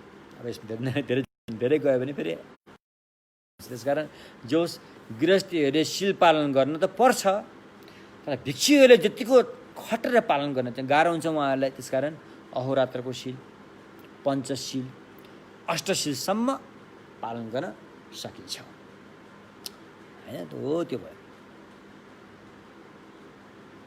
जस्तो म प्राणी हत्या गर्न छोड्छु भनेर गृहस्थीले पालन गर्यो भने कति राम्रो हो त्यो।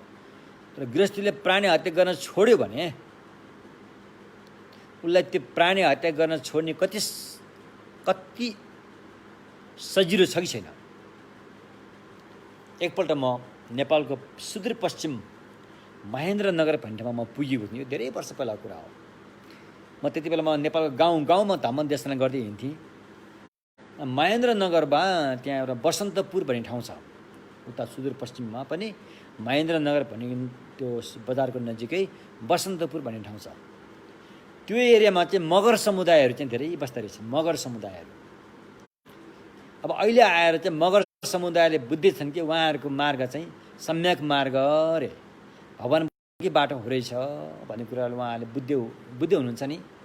अनि हामी पनि अब अनि बुद्ध धर्मसँग भगवान्को शरणमा जानु पर्यो लौ न भनेर मलाई बोलाएका हुन्। अनि म त्यहाँ गएर अनि उहाँहरूलाई चाहिँ हामीले यो पञ्चशील दिने एउटा विधान हुन्छ, पञ्चशील दिने एउटा विधि हुन्छ। अनि मैले पञ्चशील दिँदाखेरि उनीहरू सबै काम्न कामे, उनीहरू काम्न थाले। अनि मैले किन त कामेको होला जस्तो लाग्यो। अनि फेरि हाम्रो यो बुद्धिस्टमा चाहिँ के छ भन्दाखेरि शिलको कुरामा चाहिँ त्यो शिल दिइसकेपछि मात्रै शिलको शिक्षा बताइन्छ। यो गरौँ हुन्छ, यो गरौँ हुँदैन, यो छ फेरि। किनभने सुरुमा चाहिँ शिलको बारेमा सबै भन्न अलिकति अप्ठ्यारो भन्न मिल्दैन भनौँ न। शिल दिइसकेपछि अनुशासनको जुन पालन गर्ने अनुशासन दिइसकेपछि मात्रै त्यसको शिक्षा चाहिँ त्यसपछि दिइन्छ। अनि उहाँहरूलाई त्यो शिल दिँदाखेरि चाहिँ कामी के उहाँहरू। अनि पछि किन यस्तो भएको भन्दाखेरि त अब के गर्ने, हामीलाई त डर लाग्यो रे। हामी त मगरहरूको त घरमा पाहुना आएपछि त कुखुरा र रक्सी त खुवाउनै पर्छ रे। हेर्नुहोस् है, कुखुरा त रक्सी खुवाउनु पर्यो पाहुनाहरूलाई। अब शिल दिसियो, यो बुद्ध धर्मसँग शरणमा गएर पञ्चशील अपनाइसकेपछि त त्यहाँ त रक्सी पनि चल्ने भएन, अब कुखुरा पनि चल्ने भएन भने मार्नु भएन, त्यहाँ हत्या गर्नु भएन। पर्यो के गर्ने होला भने अब मैले के भन्ने अब है, तपाईँ शिल त लिइसक्यो, अब तपाईँले त्यो कुरा मारेर जाँड चाहिँ खाने काम त गर्नु भयो हुँदै भएन। तर एउटा कुरा तपाईँले के बुझ्नु पऱ्यो भन्दाखेरि बाध्यता भएर गरेको र आफू खुसी भएर गरेको अलिक फरक पर्छ। बाध्यता भएर गरेको चाहिँ गर्नै पर्ने करकापले गर्ने एउटा हुन्छ। त्यसरी गरेको चाहे पुण्य कर्म होस् चाहे पाप कर्म होस् त्यो त्यत्तिको बलियो भएर जाँदैन। पुण्य कर्म पनि बाध्यता भएर गरेको कमजोरी हुन्छ, पाप कर्म पनि बाध्यता भएर गरेको कमजोरी हुन्छ। त्यसले चाहिँ फल भने जस्तो दिन सक्दैन। अनि अर्को चाहिँ आफू खुसी साथ निर्धक्कसँग गरेको कर्म चाहिँ बलियो हुन्छ। चाहे त्यो पुण्य होस् चाहे पाप होस् त्यसले चाहिँ पुरा फल दिन्छ। त्यसकारण तपाईँहरूको समाज रीतिरिवाजमा पाहुनालाई जाँड खुवाउने, कुखुरा काट्ने यस्तो छ भनेदेखि तपाईँले मेन कुरा मन हो। मनले के विचार गर्नु भने यो काम मैले गर्न हुँदैन, यो काम गर्ने उचित काम होइन भनेर तपाईँ त्यसो पक्षमा लिनुहोस्। तपाईँ जहिले पनि त्यो पक्षमा उभिनुहोस्। जाँड रक्सीको सेवन गर्ने र प्राणी हत्या गर्नेको पक्षमा म छुइनँ। भलै मैले बाध्यता भएर केही त्यहाँ सहभागी हुन पर्ला, त्यस्तो कहिलेकाहीँ कथन कदाचित हुन गए तापनि म त्यसो पक्षमा छैन, कुनै पनि हालतमा छैन। एक छैन, दुई छैन, तीन छैन भनेर त्यसको पक्षमा तपाईँ उभिनु हुँदैन, तपाईँ त्यसको विरुद्धमै उभिनुपर्छ। मादक पदार्थको सेवन र प्राणी हत्याको तपाईँ विरुद्धमै उभिनुपर्छ। त्यसरी तपाईँको मनले उभिन सक्यो भनेदेखि बिस्तारै नै त्यो पनि अब त्यो कुसङ्गत पनि हट्दै जान्छ नि। मैले भनेर अलिकति त्यहाँ सम्झाएँ बुझाएँ होइन। कुरो त्यस्तो। त्यस कारण शिल पालन गर्ने गृहस्थीलाई अलिक गाह्रै छ। उनीहरूको विभिन्न ठाउँमा हात हाल्नु पर्ने भएकोले अलिकति गाह्रै हुन्छ क्यारे। तर भिक्षुनीलाई चाहिँ त्यति गाह्रो हुँदैन होइन हो त्यसो। त्यसकारण अब हाम्रो त झन् अलिकति यहाँ समस्या छ नेपालमा त। अब बौद्धतिर गयो, समुद्र वरिपरि गयो, रक्सीहरू टन्नै अब बेच्न राखेको हुन्छ है दोकानमा। अब मोमो भनेपछि हुन त अहिले भेजिटेरियन मोमो पनि छन्, अधिकांश मासुकै मोमो हुन्छ क्यारे होइन। त्यो सबै भइरहेको हुन्छ। तर भगवानको सम्यक मार्गमा माछा मासु भन्दा पनि मादक पदार्थलाई चाहिँ एकदमै विरोध गरेको छ। मादक पदार्थको सेवन चाहिँ एकदमै विरोध गरेको छ। भगवानले मादक पदार्थ सेवन नगर्नु भन्नुभएको छ। तपाईँ सिकिस्ती बिरामी भयो, तपाईँलाई यस्तो रोग लाग्यो कि रक्सी खाएपछि मात्रै त्यो रोग निको हुन्छ भनेर रोग लागेपछि त अब डाक्टरले तपाईँले रक्सी खा भन्ला। त्यति बेला के गर्ने त भन्दाखेरि चाहिँ सिल लिएको व्यक्तिले, मादक पदार्थ सेवन गर्दैन भनेर सिल लिइसकेको व्यक्तिले औखतीको लागि रक्सी खान हुन्छ कि हुँदैन रे? अब यसमा चाहिँ अब हाम्रो अब के भने त्यसमा है, मुखमा हालेर कुला गरेर थुक्नु रे, घाँटीबाट तल जान दिनु हुँदैन, मुखमा हालेर कुलासम्म गरेर थुक्न मिल्छ अरे, त्यस्तो माने छ। त्यसो भएकोले हामी चाहिँ भगवानको शरणमा गएको, धम्मसँगको शरणमा गएको व्यक्तिले निर्धक्कसँग मादक पदार्थ त हाम्रो संस्कृति हो, हाम्रो रीतिरिवाज हो, हामीलाई चल्छ भनेर चाहिँ निर्धक्कसँग खायो भने त्यो गयो, त्यो सिधै अधोगति गयो। सिल लिएकोले है, सिल नलिएकोलाई म भन्दिनँ। सिल लिइसकेको व्यक्तिले यो हाम्रो रीतिरिवाज हो, हाम्रो चलनचल्ती हो, हामीले जातले पाएको भनेर खायो कि त्यो अधोगति गयो भनेर बुझ्नु होला। किन भन्दाखेरि हामी के सोच्छौँ, मादक पदार्थ खाएर केही मस्ती आउला, केही उमङ्ग, मस्ती, मजाको स्वाद आउला भन्न ठान्छौँ। होइन, तपाईँ त उसितै पागल भइरहेछ। राग रिस अविद्या त्यो ग्रसित भएर त तपाईँ उसित नै पागल भइरहेछ। पागललाई झन् पागल हुने चिज खुवाइदियो भने के हुन्छ? त्यो महापागल हुन्छ। त्यो बुझ्नु भएन? हामी प्राणीहरू उसित पागल भएर संसारमा भौँतरिरहेका छौँ। यहाँबाट उम्किन सकिरहेको अवस्था छैन, झन् बाँधिँदै गइरहेछौँ। यस्तो पागलपनलाई झन् पागल हुने त्यस्तो चिजको सेवन गराइदियो भने के होला? पागलको पनि महापागल हुन्छ त्यो।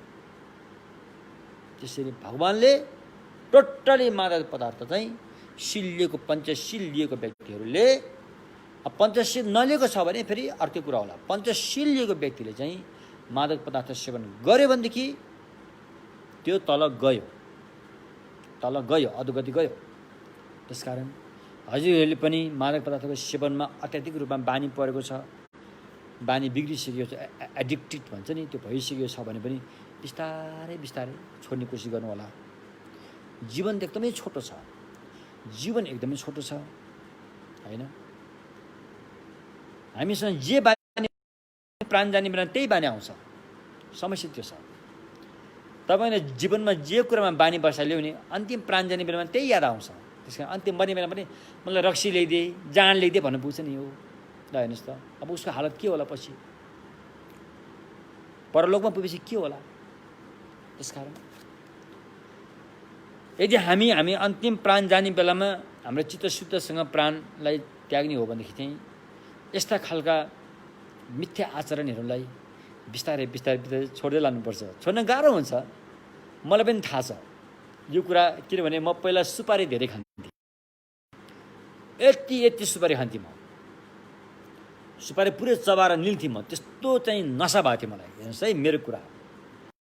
अनि सुपारी खाँदा केही मान्छेले भने ए सुपारी त गयो त पत्थरी पो बन्छ भन्ने कुरा सुनि मैले। अनि मलाई डर लाग्यो, त सुपारी छोड्नु त म सक्दिनँ। फेरि नसा यसरी लगाइसकेको छ कि त्यो छोड्ने पक्षमा म थिइनँ। त छोड्नुपर्छ भने मलाई थाहा छ, तर त्यो पक्षमा म उभिने गाह्रो भयो। बाहिर मनले छोड भन्छ, भित्री मनले मान्दैन। बाहिर मनले त छोड भन्छ, पत्थरै हुन्छ भनिसकेको छ, त भित्र मनले मान्दैन। दाँत चिलाएर हैरान भयो सुपारी खानलाई। यस्तो भयो। अनि त्यहाँबाट मैले कसरी छुटाउने यो काम भनेपछि मैले पेन्सिल खानलाई, पेन्सिल लेख्ने पेन्सिल हुन्छ नि, पेन्सिल चबाउन थाल्यो। पेन्सिल त त्यो काठबाट बनाएको हुन्छ नि, भित्रको त खाँदैन थियो, बाहिरको काठ सबै चबाउन थाल्यो। दाँत चिलायो कि त्यो पेन्सिल चबाउन थाल्यो। अनि फेरि कतिले भने यो पेन्सिल त फोहोर चिजबाट बनेको हुन्छ हो भन्ने कुरा आयो।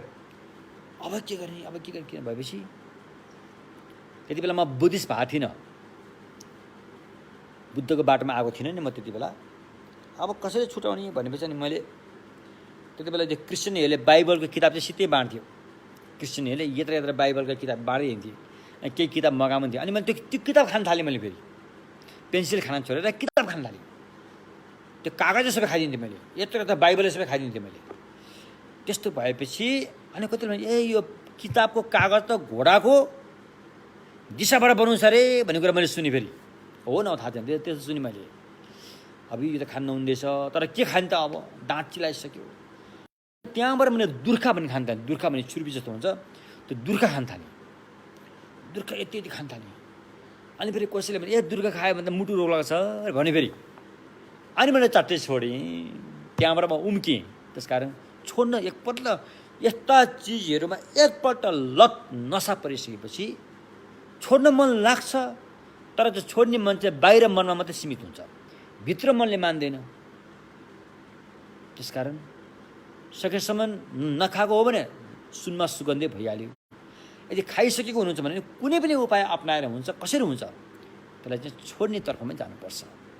यदि छोड्नु भएन भने अन्तिम प्राण जाने बेलामा तपाईँलाई ठुलो खतरा मोल्नुपर्ने छ। डरलाग्दो दर्दनाक घटनाको चाहिँ सामना गर्नुपर्ने छ। तसर्थ उसै त हामी पागलमा झन् पागल हुने चिज खुवाइदिएपछि महापागल भयो। अनि उसले के पो गर्न सक्छ र? गर्न नहुने चिज सबै गरिन्छ उसले त। त्यस्तो हो। त्यसकारण भगवानको सम्यक मार्गमा हाम्रो धर्म संस्कृति, हाम्रो रीतिरिवाजलाई बचाउँदाखेरि कतै हामी आफूलाई नोक्सान पुग्ने त भएको छैन, भगवानको सम्यक मार्गको विरुद्धमा जाने त भएको छैन। यो कुरा पनि हामीले बुझ्नु जरुरी छ। त्यसकारण भगवानको सम्यक मार्गको विरुद्धमा छैन, आफूलाई भविष्यमा हानि नोक्सान पुर्याउने छैन भने त्यो कुराहरू तपाईँले अपनाउन सक्नुहुन्छ, लिन सक्नुहुन्छ। त्यसमा केही पनि फरक पर्दैन हैन। यो कुराहरू हामीले बुझ्नु पर्यो। एवं प्रकारले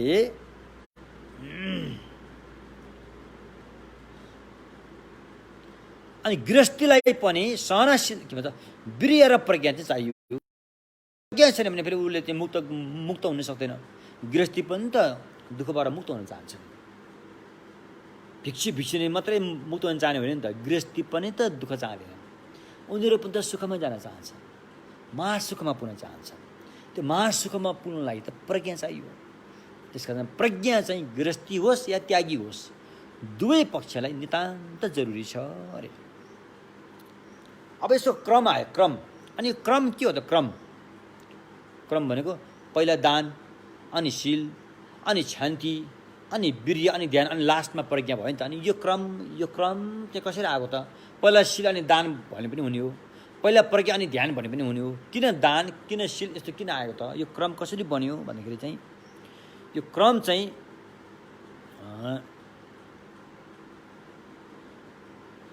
तीन किसिमको क्रमबाट यहाँ लिएको छ हैन। तीन किसिमले बताइन्छ। पहिलोबाट पछि आउने भएकोले फल हेतु र फलको हिसाबले यो भएको अरे।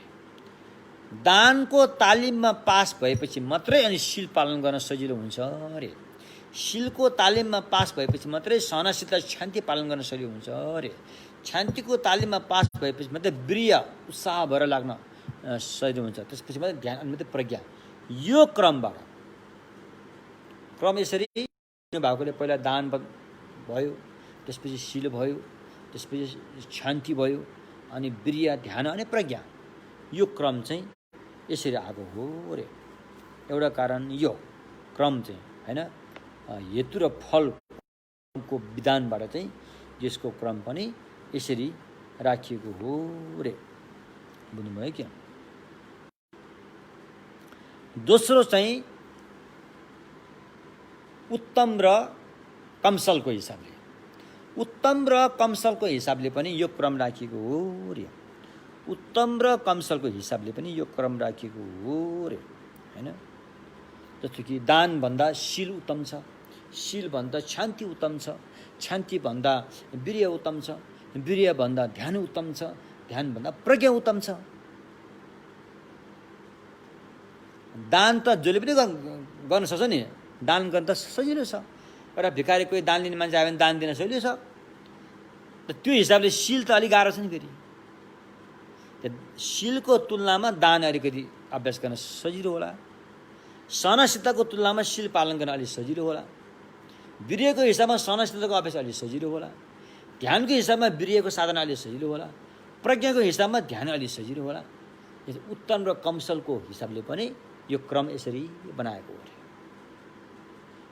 अर्को चाहिँ मोटामोटी हिसाब र सूक्ष्म मसिनो हिसाबले पनि यो क्रम राख्यो। मोटामोटी हिसाब, मोटामोटीको हिसाब अनि मसिनो हिसाबले पनि अनि यसरी आएको। दानभन्दा शील अलिकति सूक्ष्म छ, दान त मोटामोटी भयो, शील अलिकति मसिनो छ, शील अझै मसिनो छ, शान्तिभन्दा वीर्य अझै मसिनो छ, वीर्यभन्दा ध्यान अझै गहिरो छ भनौँ न, त्यो ध्यानभन्दा प्रज्ञा झनै गहिरो छ। यस्तो किसिमले पनि यो अभ्यासको क्रम यसरी राख्यो। तीनटा हैन, तीनटा कारण आयो नि हैन। एउटा चाहिँ हेतु र फलको हिसाबले पनि यो क्रम राखियो नम्बर 1 मा। नम्बर 2 मा उत्तम र कमसल, राम्रो र कमसलको हिसाबले पनि यो क्रम राखियो। नम्बर 4 मा मोटामोटी र मसिनो हिसाबले पनि यो क्रम राखियो।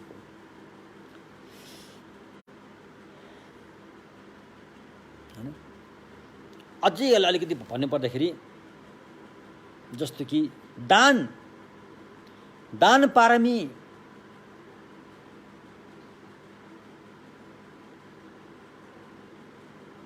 जब व्यक्तिले धन सम्पत्तिमा आसक्ति गर्छ नि, धन सम्पत्ति प्रति लोभ आसक्ति गर्नेले शील पालन गर्न सक्दैन। शील पालन त त्यसले मात्रै गर्न सक्छ जसले दानमा अग्रसरता गर्न सक्छ, दान पुण्य गर्न सक्छ, त्यसले मात्रै शील पालन गर्न सक्छ। धन सम्पत्तिमा लोभ लालच भएर बस्ने व्यक्तिले शील पालन गर्न सक्दैन रे। त्यो हिसाबले पनि दानबाटै शील पैदा हुन्छ हैन। त्यस्तै दान चाहिँ कारण हेतु भयो, शील चाहिँ त्यसबाट उपलब्ध भएको फल भयो। त्यो भयो। जब व्यक्तिले शील पालन गर्छ नि अनि उसले सहन पनि सक्छ अरे। शील पालन गर्न नसक्ने व्यक्तिले छिसेको पनि सहन सक्दैन, उसलाई सहन धेरै गाह्रो हुन्छ। शीलको तालिम राम्रो हासिल गरेको व्यक्तिले मात्रै सहनशीलतामा सक्षम हुन्छ।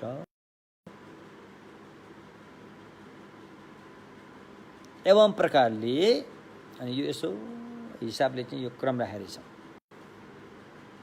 भनेर बुझ्नु होला।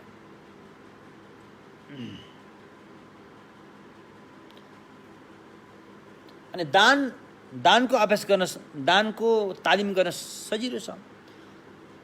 जतिको शीलको गाह्रो छ त्यति गाह्रो छैन। शीलको तुलनामा दानको साधना गर्न अलिकति सजिलै छ भनौँ न हैन। शील पालन गर्न अलिक गाह्रो होला, सहनशीलता झनै गाह्रो होला, वीर्य झनै गाह्रो होला, ध्यान झनै गाह्रो होला, प्रज्ञा झनै गाह्रो होला। यस्तो किसिमले यो क्रम बारेर यसरी चाहिँ यो 6 पारमिता को गरेको। त दान त कसले गर्दा चोरले पनि गर्छन्। दान गरेर अब त्यति गाह्रो छैन, चोरले पनि गर्छ अरे। म एकपल्ट उता इन्डियाको हिमाचल प्रदेशमा त्यहाँ गुरुद्वार छ, सिखहरूको मन्दिर हो, गुरुद्वार भनिन्छ। सिख धर्म अन्य धर्ममा अलिक कान्छो भनौँ न, कान्छी लेभलको धर्म हो। गुरु नानकबाट सुरुवात भएको यो धर्म ज्ञान हो। यसमा दानको चाहिँ ठुलो महिमा छ। उनीहरूको गुम्बा मन्दिरमा गएपछि कहिले पनि भोको पेट खाली पठाउने चलन छैन। खुवाएरै पठाउनु, ताजा खाना फेरि खुवाएरै पठाउनुहुन्छ। तपाईँले मात्र आफ्नो टाउकोमा एउटा रुमाल बाँध्यो भने पुग्छ, त्यो खाना तपाईँले प्राप्त गर्न सक्नुहुन्छ। त्यसपछि र त्यो हिमाचल प्रदेश भने पनि त्यो यमुना खोलाको किनारमै थियो त्यो गुरुद्वार। हिमाचल प्रदेश यमुना नदी काट्न सधैँ हिमाचल प्रदेश आउँछ, त्यहाँ ठ्याक्कै त्यहाँ थियो गुरुद्वारा। त्यो चाहिँ सिखका 9वटा गुरुमध्ये गुरु गोविन्द सिंहले उहाँको नाममा बनाएको हो त्यो गुरुद्वारा हो। त्यहाँ एउटा दान दिने ठाउँ छ, यहाँ दाताहरूले दान दिने ठाउँ छ। एउटा दान चाहिँ चोखो दान, सेतो दान, एउटा दान चाहिँ कालो दान रे। कालो दान चाहिँ अब नराम्रो काम गरेर नाफा आएको पछि त्यो दिने ठाउँ। त्यो सेतो दान दिने ठाउँमा भन्दा कालो दान दिने ठाउँमा चाहिँ धेरै पैसा आएको देखियो कि त्यहाँ। त्यस कारण दान पुण्य त अपराधीले पनि गर्छ, त्यो गर्ने त्यति गाह्रो छैन। लिने मान्छे एउटा भएर दिने मनसाय भयो भने त्यो काम भइहाल्यो, पुगिहाल्यो त्यहाँ। तर सिल चाहिँ त्यति सिल लिएर फेरि अब अपराध छोड्नु पऱ्यो, सिल पालन गर्नलाई त अपराध छोड्नु पऱ्यो। त्यसैले सिल पालन गर्न चाहिँ दानभन्दा अलिकति गाह्रो छ अरे। त्यस्तै अन्य कुरामा पनि यसै गरी अनि बुझ्नु होला। अब हामी निरुक्ति रे दादुन शब्दको अर्थ के हो त हामी त्यसमा छौँ। दान भने के हो, शील भने के हो, क्षान्ति भने के हो, वीर्य ध्यान प्रज्ञा भने यो शब्दकै अर्थ चाहिँ के हो त अरे। जस्तै रक्सी भने नि, रक्सी भनेको यो टिबेटन भोट भाषाबाट सापट लिएको नेपाली भाषा हो। यो नेपालीमै यसको अर्थ छैन, रक्सी भनेको अर्थ छैन, शब्दको अर्थ छैन। त भोट भाषामा राशि भनेको चाहिँ मातिनी रे, नसा लाग्ने रे, राशिरुवा राशि भन्छ। हाम्रो नेपाली अलिकति जिब्रो उ भएर रक्सी भन्नु पुग्यो रहेछ। त्यस्तै दान भनेको के हो त भन्दाखेरि दान दा भनेको दरिद्र, दुखी, गरिबी होइन, असहाय, दरिद्र।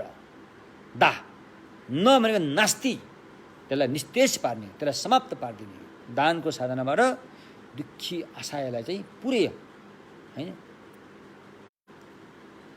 हराउने काम गर्ने, हटाउने काम गर्नेलाई चाहिँ दान भन्यो। शील भनेको शीतलता, जहाँ पीडा छैन, जहाँ समस्या छैन, त्यो निर्वाण। ल भने लाभ गर्ने, निर्वाणलाई लाभ गर्ने भएकोले शील अरे। दान शील होइन,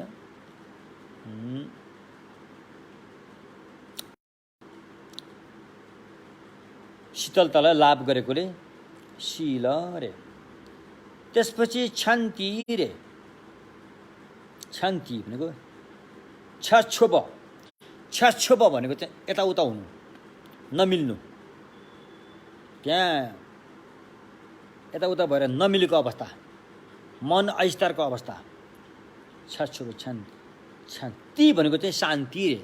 छ्याछोपबाट शान्ति हुनु, नमिल्दोबाट मिल्दोमा पुग्नु, असन्तुष्टताबाट सन्तुष्टतामा पुग्नु, शान्ति होइन। भन्नुको मतलब हाम्रो मन जब असन्तुष्ट हुन्छ, असन्तुष्ट हुन साथ के हुन्छ, अविश्वास पैदा हुन्छ, घृणा पैदा हुन्छ, अनि बाहिर आएर रिस पैदा हुन्छ। तर शान्तिमा त्यसले शान्ति पार्छ हो त्यो। त्यसपछि गएर वीर्य, चुन्ड्री वीर्य, बी भनेको वर रे, वर भनेको उत्तम श्रेष्ठ, य भनेको यन्त भनेको चाहिँ उत्तम श्रेष्ठमा कनेक्सन गराउने, जोडी योग गराउने होइन। वर यन्त भएकोले वीर्य भनेको, वर यन्त, वरमा श्रेष्ठ उत्तम श्रेष्ठ भूमिमा योग गराउने भएकोले वीर्य, वरयन्तलाई वीर्य भन्यो। वीर्य भन्नुको तात्पर्य उत्तम भनेको कुशल कर्म, राम्रो कर्ममा चाहिँ योग गराउने, राम्रो कर्ममा जुटाइदिने भएकोले वीर्य भन्नुको तात्पर्य उत्साह हुने भएको, राम्रो कर्म गर्नलाई खुसीका साथ उत्साह हुने भएकोले वीर्य। प्रज्ञा रे, प्र भनेको होइन ध्यान त खोइ ध्यान फेरि ध्यान चाहियो नि फेरि ध्यान ध्यान भनेको चाहिँ ध्यान ध्यान ध्यान भनेको धर धर भनेको समाउनु रे समाउ के समाउ मन रे धर मन भएपछि ध्यान धर मन भएकोले ध्यान मनलाई समाउनु मनलाई धारण गर्नु भएकोले ध्यान जब मन समाउन सकिँदैन मन त चकचके भएर चाहिँ कहाँ पुग्छ त्यो ध्यान भएन जब मन तपाईँले बिस्तारै समाउन थाल्नुहुन्छ त्यो ध्यान भयो त्यसैले ध्यान अरे प्रज्ञा परमार्थ परमार्थ भनेको जस्ताको तस्तै परमार्थ प्रज्ञा ज्ञा भनेको जान्नु कुनै पनि कुरालाई नक्कली कुरालाई सक्कली भनेर नसमाउनु परमार्थ परमार्थ भनेको जस्ताको तस्तै जान्नु रे यस्तै किसिमले यो चाहिँ के अरे निरुक्ति भनौँ कि शब्दको अर्थ भनौँ कि दानशील शान्ति वीर्य ध्यान प्रज्ञाको चाहिँ शब्दको अर्थहरू चाहिँ यस्तो भयो होइन लगभग समय पनि सुन्लाएको छ अब हामी भोलि अब यहाँसम्म चाहिँ आफू कसरी सक्षम हुने एउटा व्यक्ति बुद्ध बन्नलाई भगवानको चाहिँ भूमिमा पुग्नलाई सबभन्दा पहिला आफू सक्षम बन्न पर्यो आफू सक्षम कसरी बन्ने दानशील शान्ति वीर्य ध्यान प्रज्ञा पारमीको साधना गरेपछि आफू सक्षम हुन्छ अरे आफू सक्षम भएपछि अरूलाई सक्षम कसरी बनाउने भोलिबाट चाहिँ अरूलाई सक्षम कसरी बनाउने भन्दाखेरि चत्वारी वस्तु सङ्ग्रहाने दुवै ङोपछि चारवटा साधनाबाट अरूलाई हामीले सही ठाउँमा सही मार्गमा ल्याउन सकिन्छ भगवानले देखाएको सम्यक मार्गमा शिक्षित पार्न सकिन्छ चारवटा उपाय छ अरे त्यो चारवटा टेक्निक उपाय अपनाएर अरूलाई पनि हामीले सक्षम बनाउन सकिन्छ हाम्रो छोराछोरी हाम्रो बालबच्चा हाम्रो चाहिँ परिवार आफ्नो छिमेकीहरू सबैलाई सक्षम बनाउनलाई यो चारवटा उपाय अपनाउन सक्नुभयो भने सबैले तपाईँले सक्षम बनाउन सक्नुहुन्छ अरे जुन कुरा हामी भोलि बताउनेछौँ यति भन्दै आज मैले समाचार सुने सङ्घनायक वरिष्ठ भिक्षु ज्ञानपुनिक भन्तेजी अब रहनु भएन भन्तेजी उहाँलाई मैले धेरै पहिलादेखि नै चिन्थेँ हाम्रो त्यति भेटघाट त्यति हुन सकेन त्यसपछि म जब खेन्पुको गद्य आरोहण भएको थियो त्यसमा उहाँ आउनु भएको थियो उहाँ अभिधम्मको चाहिँ पक्तर वक्ता हुनुहुन्थ्यो अभिधम्मको बारेमा राम्रो बताउने व्यक्ति हुनुहुन्थ्यो उहाँको सारा अध्यापन चाहिँ बर्मामा भएको मानिन्छ र उहाँ नेपाल आएर पनि हामी नेपालीहरूलाई धेरै माया गरेर भगवानको सम्यक मार्गमा शिक्षित पार्नुको लागि उहाँले आफ्नो मेहनत पुरै तन मन वचन धन सबै प्रयोगमा ल्याएर अनि नयाँ बानेश्वरमा त्यहाँ एउटा मान भवन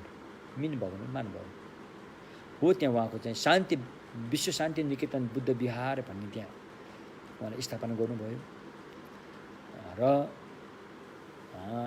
धेरै धेरै उहाँको आफ्नो विद्यार्थीहरूलाई